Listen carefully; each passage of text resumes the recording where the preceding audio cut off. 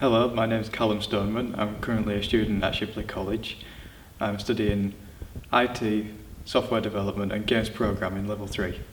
The only issue for me, however, is I'm blind. I have no light perception at all, but thankfully I love a challenge and so does Shipley College.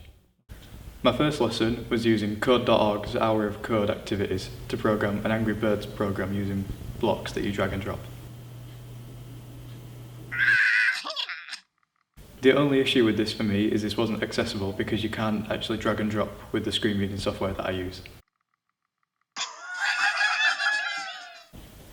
Thankfully, my tutor managed to create a tactile version of this. Programming with tactile blocks really helped to introduce me to things such as sequence, selection, iteration and variables. The best part about this though was that a tactile version helped to provide a mental map of the program for me, and this was really important because it helped me see what the program was doing visually. The programming exercise I'm currently doing uses Microsoft's Visual Studio to program in C#. Microsoft take accessibility very seriously and have spent a lot of time and money making it accessible. Thanks to this, I can use C# and write simple programs independently. Hi, my name is Steve Malarkey. I'm the course coordinator for Level 3 software at Shipley College. I feel it is important that Callum and other students with similar needs can access the full curriculum. So far, the strategy of using tactile resources has worked really well, but after we have covered C#, we're going to move on to using Unreal Engine 4 to create state-of-the-art games. As you can see, Unreal Engine 4 is a feature-rich game engine which the students really enjoy using, while also learning and developing their programming skills. This is just a short sample of the games last year's students built.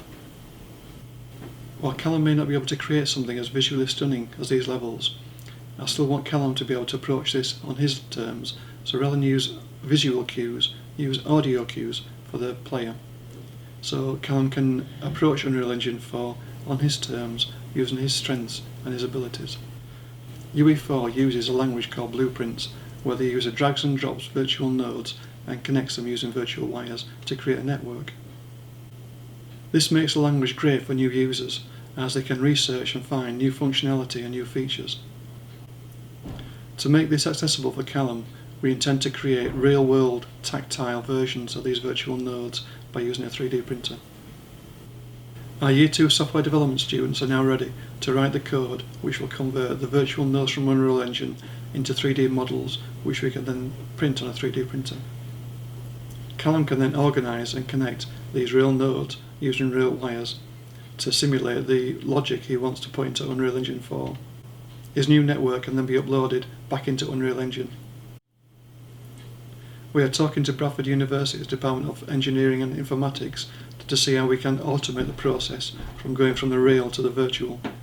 We intend to make this approach as generic as possible so people can download virtual items, make 3D models and print them out, and also the converse, so people can get real items and upload the physical representation into a virtual model.